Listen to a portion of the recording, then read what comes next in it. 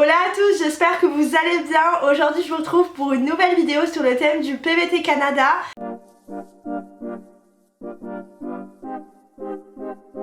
Pour une fois face cam, ça fait un certain temps déjà que je n'ai pas fait sous ce format là, les précédentes vidéos étaient vraiment sur format vlog essentiellement. Aujourd'hui je vais vous parler des démarches d'avant-départ qu'on est en train de mettre en place petit à petit sur plusieurs thématiques. J'ai essayé de tout me noter, je pense rien avoir oublié, au pire des cas je m'en excuse. Pour commencer je vais déjà me présenter pour celles et ceux qui débarqueraient sur cette chaîne. Hello, moi je m'appelle Pauline, j'ai 23 ans, j'ai été jeune fille au pair aux États-Unis pendant un an. Depuis je suis rentrée, j'ai repris des études de communication et là je pars du coup en PVT au Canada avec mon chat et mon compagnon à partir du 14 septembre, donc j'ai juste trop hâte. Et sur cette chaîne je vais vous partager un petit peu ma vie là-bas, l'avant-départ surtout au niveau des démarches administratives. J'essaierai de vous donner un maximum de conseils et d'astuces qui pourront peut-être vous aider dans vos démarches aussi. Et voilà, globalement je pense que j'ai fait le tour. Petite parenthèse avant de commencer la vidéo, sachez que tout ce que je vais vous partager durant cette vidéo c'est vraiment mon expérience personnelle, notre expérience à nous. Ça veut pas dire que ça va être propre à chaque expérience, que ce soit au niveau des prix, que ce soit au niveau de ce que vous allez trouver par rapport à tout ce que je vais aborder. Donc voilà, juste grosse parenthèse là-dessus, ça sera pas forcément le reflet de votre démarche vous plus tard, mais voilà, ça va peut-être vous aider un petit peu à vous aiguiller au niveau de pas mal de sujets, en tout cas je l'espère. Alors le premier point que je voulais aborder avec vous c'est l'avion, la réservation etc. Nous c'est vrai qu'on s'est pas mal renseigné, il faut savoir aussi pour vous mettre dans le contexte, il faut savoir qu'on vient de Corse, donc nous on a quand même en plus du voyage de base on va dire un voyage entre la Corse et la France entre guillemets à faire. On a pas mal réfléchi quant au fait qu'on avait le chat, que c'était la première fois qu'il voyageait, qu'on allait être pas mal chargé au niveau des bagages etc. J'y reviendrai après d'ailleurs. On s'est dit le meilleur deal c'est peut-être de prendre un aéroport où on aura un vol direct une fois qu'on sera allé de la Corse à cet aéroport là. Donc on a pas mal fait de comparaisons sur internet, ce qui ressortait globalement c'était donc Paris et c'était Marseille nous concernant. Le seul point noir concernant Paris c'est qu'en fait nous avec les vols locaux on arrive à Paris-Orly et pour les vols qui partent vers Montréal c'est Paris-Charles de Gaulle. Du coup c'est un petit peu compliqué à ce niveau là, on s'est dit ça nous ferait changer, prendre un transport avec le chat et les valises. Franchement j'ai dit ça vaut peut-être pas le coup de se foutre un stress en plus, surtout si on a la correspondance et tout. Du coup pour Paris on a totalement abandonné l'idée, on s'est dit que ça allait être beaucoup trop galère avec le chat, les bagages etc. Du coup on s'est penché vers Marseille. En plus en l'occurrence ça tombait super bien parce qu'en fait au niveau des heures de vol ça tombait genre vraiment nickel. Donc on a fini par réserver un vol de Ajaccio à Marseille, on part à 7h, on arrive à 7h50 et on part de Marseille il me semble vers 12h30 si je me trompe pas.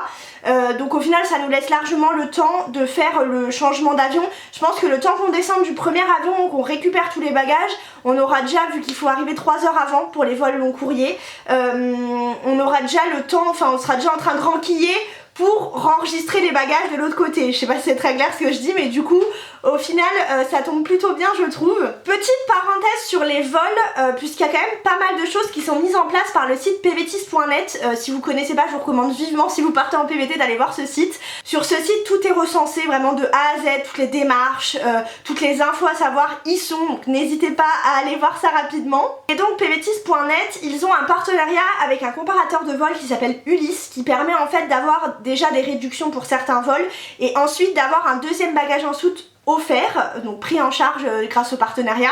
Donc ça c'est plutôt cool. En l'occurrence nous en venant de Marseille ça valait pas forcément le coup. Au vu des prix etc on s'est dit qu'on allait réserver par Air Transat, c'était beaucoup plus simple et au final pas beaucoup plus cher. Donc on est passé par Air Transat directement le site. On en a eu pour 1200 € que l'aller.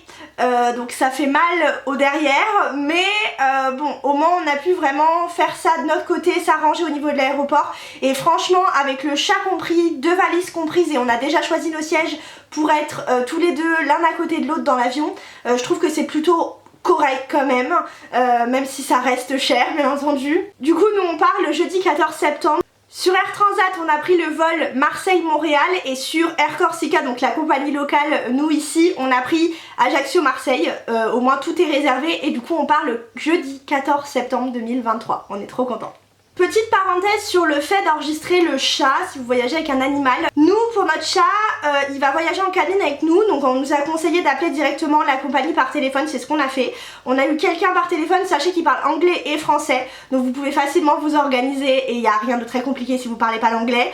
Et du coup le monsieur a pris le temps de tout faire au téléphone avec nous, de nous donner tous les documents qu'il allait falloir pour le vol, d'ailleurs je vous les liste juste ici. Et du coup on a payé 90 € pour enregistrer le chat avec nous en cabine. Concernant les animaux, faites aussi très attention au niveau des dimensions du sac en cabine. Déjà il est interdit désormais depuis maintenant 1 an et demi je crois d'avoir le chat dans une cage rigide, vous savez, en plastique. Il faut que ça soit vraiment une cage un petit peu molle, genre de sac de transport en fait.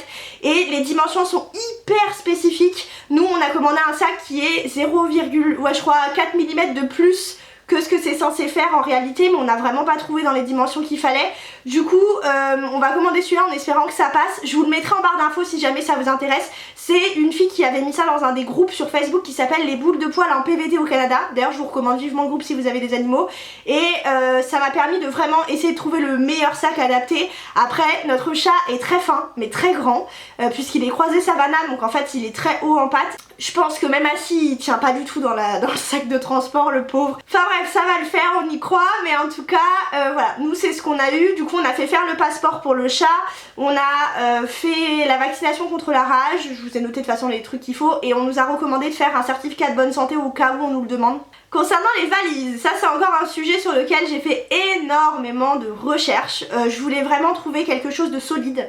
Je voulais que ça soit des roues par deux, je sais pas si vous voyez ce que je veux dire, mais pas qu'il y ait une seule roue sur la valise. Et surtout, je voulais que ça soit quelque chose qui allait me tenir sur le long terme. Je vous explique rapidement, quand je suis partie aux États-Unis, j'avais acheté une valise chez Auchan.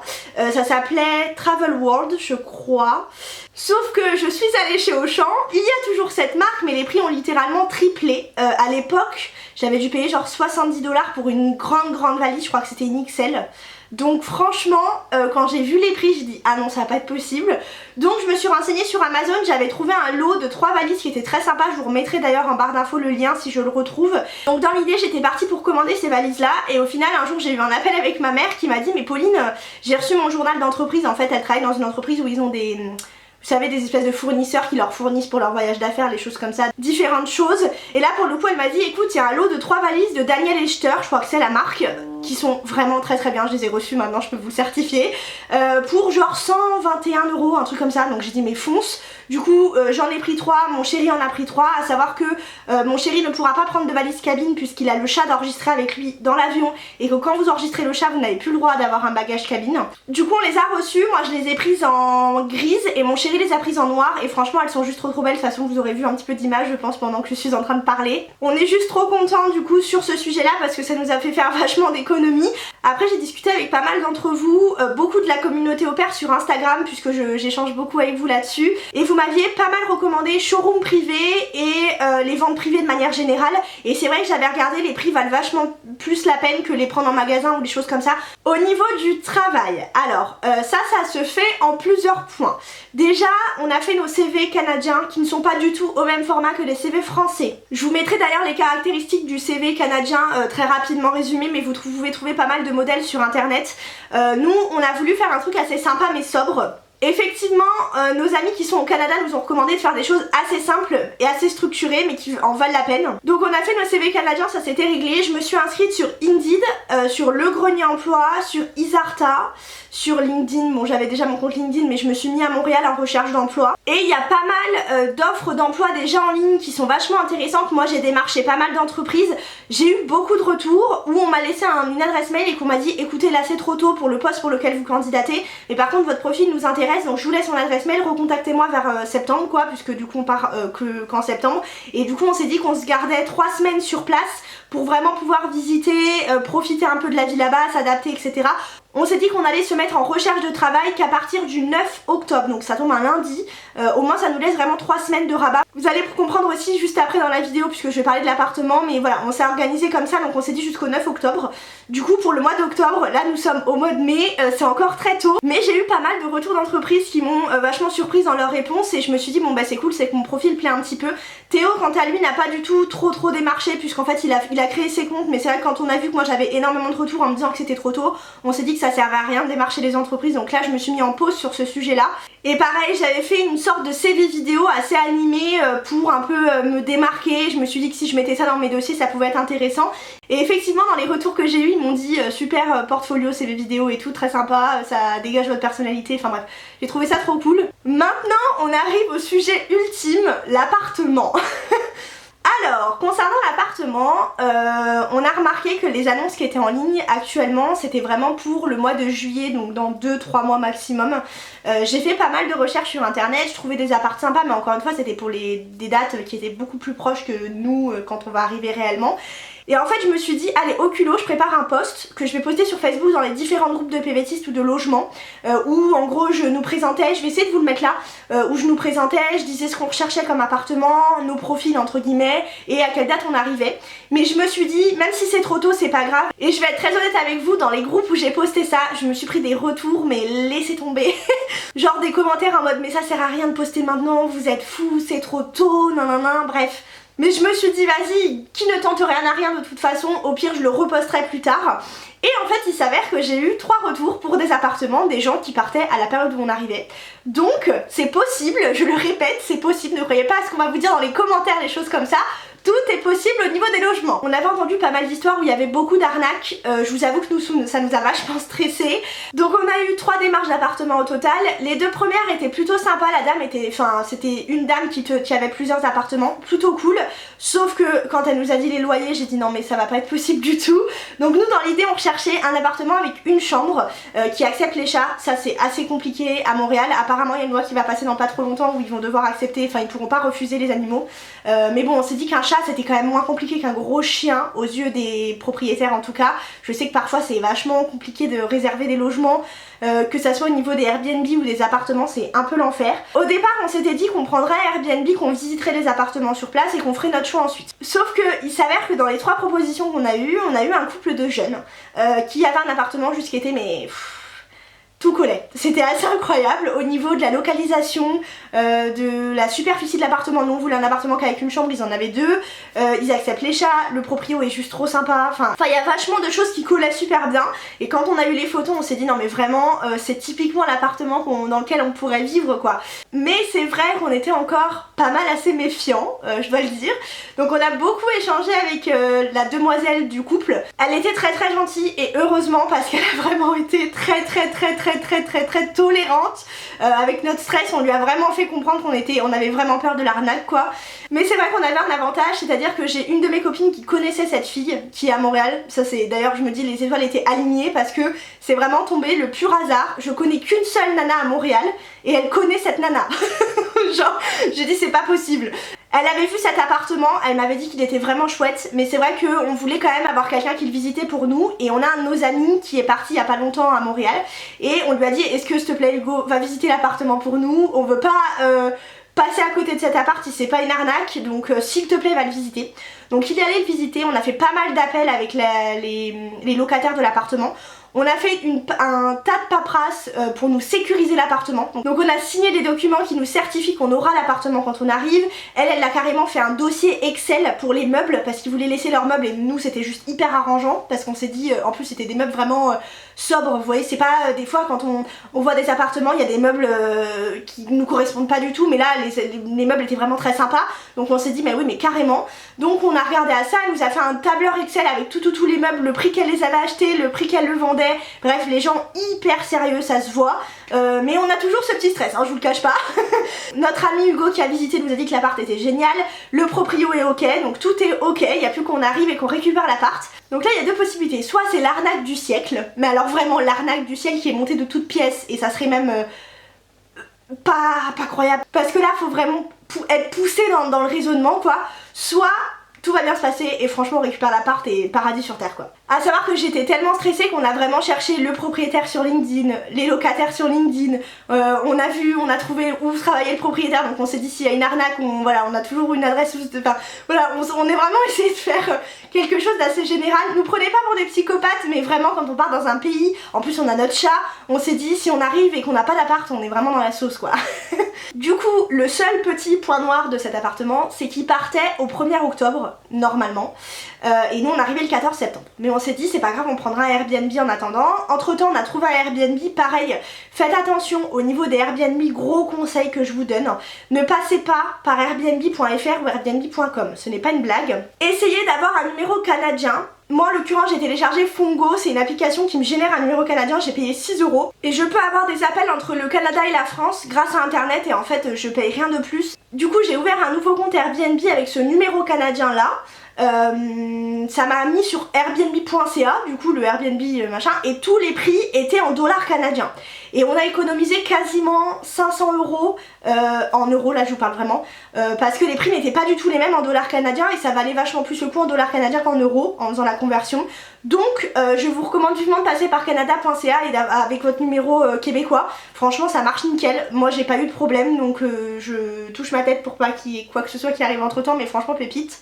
Le Airbnb, on sera pas seul, on le prend avec une PVTiste qui part quasiment la même période que nous, donc ça tombait super bien. On a pris un Airbnb avec 2 chambres, pareil, il disait qu'il n'acceptait pas les chats, je lui ai fait un pavé comme ça, Popo et les pavés, c'est ma spécialité. Je lui ai fait un pavé comme ça, en lui expliquant qu'il allait pas voir le chat passer, que c'était un chat calme, etc. Le mec il m'a dit ok pas de problème, il m'a envoyé le lien pour réserver avec l'accord pour l'animal, et voilà, c'est fait. Du coup on a réservé et entre temps, les locataires de notre appartement définitif nous ont dit on part le 27. Donc du coup on va avoir 3 nuits en trop dans notre Airbnb, mais on s'est dit si c'est l'arnaque du siècle, vraiment les gros stressés hein. Si c'est l'arnaque du siècle, au pire des cas on a un logement, on n'est pas à la rue, et en plus de ça, ça nous permettra aussi d'avoir le temps de s'installer, d'aller faire un grand coup de ménage, de s'installer avant d'emmener le chat, qu'il n'y ait pas trop de mouvement, etc. Oui, je pense beaucoup au bien-être du chat. Donc voilà, pour résumer, n'hésitez pas à faire des posts Facebook avec tout votre petit détail de ce que vous recherchez, même à l'avance, on sait jamais, des fois il y a des petites choses qui se passent comme ça. Et surtout, recherchez, faites beaucoup de recherches, comparez les loyers, etc. Les loyers sont assez élevés à Montréal, mais suivant les secteurs où vous allez être, vous allez vite trouver des choses qui vont plus ou moins vous plaire. Et c'est vrai que le truc le plus compliqué, c'est quand on a un animal et qu'on cherche meublé. J'ai remarqué qu'il y avait très peu de meublés qui acceptaient les animaux, ce que je peux comprendre, mais franchement, c'est frustrant. Ensuite, autre point, le numéro de téléphone. Le téléphone canadien, le téléphone français, qu'est-ce qu'on va faire? Honnêtement, à l'heure où je vous parle, on sait pas trop non plus. On a pris du coup l'application Fongo pour avoir un numéro québécois qui marche très bien d'ailleurs. Franchement, j'ai eu plein d'échanges par téléphone et par SMS, ça marche nickel. Top. Et concernant les forfaits internationaux pour partir, etc., on s'est pas mal renseigné et je pense qu'on va partir sur Free puisque c'est ce qui revient la majeure partie du temps. C'est pas très cher. Et il y a 25 Go d'internet je crois, donc ça reste correct, même s'il va falloir qu'on fasse quand même attention sur les débuts parce que je pense qu'avec le GPS, les choses comme ça, tout va partir super vite. Mais ça va le faire. Avant-dernier point, le permis de conduire. Je me suis pas mal renseignée concernant le permis français, comment ça se passait, est-ce qu'il fallait un permis international. Quand j'étais partie aux États-Unis, j'étais passée par un permis international, ça avait très bien fonctionné. Suivant les états, par contre, faites attention si vous êtes des futurs au pair et que vous regardez cette vidéo, vous devez repasser vos permis suivant les états. Il est valable que 3 mois ou que 6 mois, mais en l'occurrence au Nevada, il n'y avait pas de problème là-dessus. Concernant le Canada, d'après mes renseignements, le permis français est valable 6 mois une fois sur place et ensuite il faut le convertir, enfin le faire échanger en permis québécois. Je crois qu'il y a quand même des conditions pour pouvoir échanger votre permis. Je crois qu'il faut que vous ayez votre permis français depuis un certain temps ou quelque chose comme ça, et suivant les conditions, si vraiment vous remplissez pas toutes les conditions, il me semble que vous devez repasser le permis local. Ça doit pas être très cher en fait, je sais pas, je sais qu'aux États-Unis c'était vraiment que dalle, mais au Canada je sais pas ce que ça vaut, mais en tout cas de ce que j'ai vu, on peut largement échanger son permis français. J'ai déjà envoyé un mail pour prendre rendez-vous à l'avance pour être bloqué parce qu'il paraît qu'il y a quand même pas mal de délais pour les rendez-vous quand on les prend au dernier moment. Au moins je les change dès le début et je suis tranquille, à savoir que nous on prendra pas de voiture pour la vie de tous les jours à Montréal. Par contre je sais qu'on va vouloir bouger, louer des voitures, etc. Donc c'est peut-être mieux si j'ai directement le permis québécois, au moins je serai tranquille. Dernier point, les rendez-vous médicaux. Alors en ce moment j'essaye de prendre tous les rendez-vous médicaux de contrôle avant que je parte. J'ai globalement fait plus ou moins, il me semble, hein, les mêmes rendez-vous que ce que j'avais pris avant de partir aux États-Unis. Malgré le fait qu'on ait une assurance, c'est vrai que c'est quand même assez intéressant de faire tous vos check-up avant parce que ça vous assure de pas avoir de problème et ou de pouvoir traiter les problèmes avant. Du coup j'ai pris rendez-vous chez le dentiste, chez l'ophtalmo, chez le gynéco. J'ai aussi fait en sorte de faire un gros bilan sanguin avant de partir, là j'ai déjà fait, j'ai déjà la prescription de mon médecin. J'ai aussi vérifié que mes vaccins étaient à jour. Je vais faire une petite liste de médicaments à apporter là-bas puisque c'est ce que j'avais fait pour les US et je sais que suivant les cas il y a pas mal d'équivalences qu'on retrouve pas forcément en Amérique et ça c'est quand même assez important. Par exemple tout ce qui est lié à l'estomac, moi je sais que j'ai jamais trouvé d'équivalence aux US et franchement le peu de choses que je trouvais pour l'estomac c'était catastrophique, ça ne fonctionnait pas. Donc déjà tout ce qui est genre Smecta, Vogalène, tous les trucs un petit peu comme ça, je sais que je vais prendre de mon côté. Pareil j'ai des énormes douleurs de règles donc Antadis ça bloque. Par contre pour tous les médicaments, si vous êtes au pair et que vous avez vu ma vidéo sur la valise pour les États-Unis, ça va être qu'un rappel mais je préfère le redire. Sachez que si vous prenez les médicaments dans votre valise, déjà vous allez devoir les déclarer à la douane. Regardez en fonction du pays parce que des fois vous avez qu'un certain nombre de boîtes ou de traitements autorisés. En général sur les sites par exemple du département canadien vous pouvez trouver. Et il faut toujours, quand vous les mettez dans votre valise, les mettre avec leur ordonnance originale. Ça c'est vraiment le truc le plus important parce que si la douane les contrôle et que vous n'avez pas de justificatif pour emmener autant de médicaments, ça risque de poser un petit peu problème et ils ont totalement le droit et la liberté de les jeter. Donc pensez toujours à justifier de votre ordonnance. Et voilà, globalement je pense avoir fait le tour. Juste au niveau de l'assurance, nous on a fait un petit comparatif à travers différentes vidéos YouTube ou à travers les pvtis.net ou à travers des groupes. Je pense qu'on partira sur Shapka pour la simple et bonne raison qu'ils prennent deux choses en charge que Globe PVT à ce que j'ai vu ne prend pas en charge. Le suivi gynécologique, pas le fait que j'ai prévu d'être enceinte mais je fais de l'endométriose personnellement donc je sais que si jamais j'ai besoin je pourrais me faire rembourser en tout cas dans une grosse partie si vraiment c'est l'urgence à ce niveau là. Et la deuxième chose qui m'a paru juste trop bien au niveau de Shapka, c'est qu'il me semble que depuis janvier 2023, si ce n'était pas avant, mais je crois que c'est depuis janvier, ils prennent en charge un certain nombre de téléconsultations avec les médecins français. Donc je me suis dit si jamais un jour j'ai besoin d'appeler un médecin en France, ça sera pris en charge par mon assurance et ça c'est juste top. Donc je pense qu'on partira là-dessus mais de toute façon ça on le prendra vraiment juste avant de partir. Donc voilà, il me semble avoir fait le tour. J'espère que cette vidéo vous aura été assez informative, assez détaillée. Si jamais vous avez des questions ou des sujets que vous voulez que j'aborde, n'hésitez pas à m'écrire sur Instagram ou bien sûr à me noter tout en commentaire. Pareil sur Instagram je vous partage vraiment toute l'évolution au fur et à mesure des choses. Par exemple pour l'appartement je vous ai partagé les photos dès que j'ai eu des retours et que tout était bon. Voilà, je vous essaie de vous partager un peu toute ma vie avant de partir et je vous partagerai bien sûr ma vie sur place. Je sais que je parle super vite en plus donc j'espère que c'est pas trop horrible à écouter. Mais voilà, merci à vous d'avoir regardé cette vidéo, n'hésitez pas à vous abonner si ça ne l'est pas fait et que vous voulez suivre toute notre aventure au Canada. Et puis moi je vous dis à la prochaine, salut!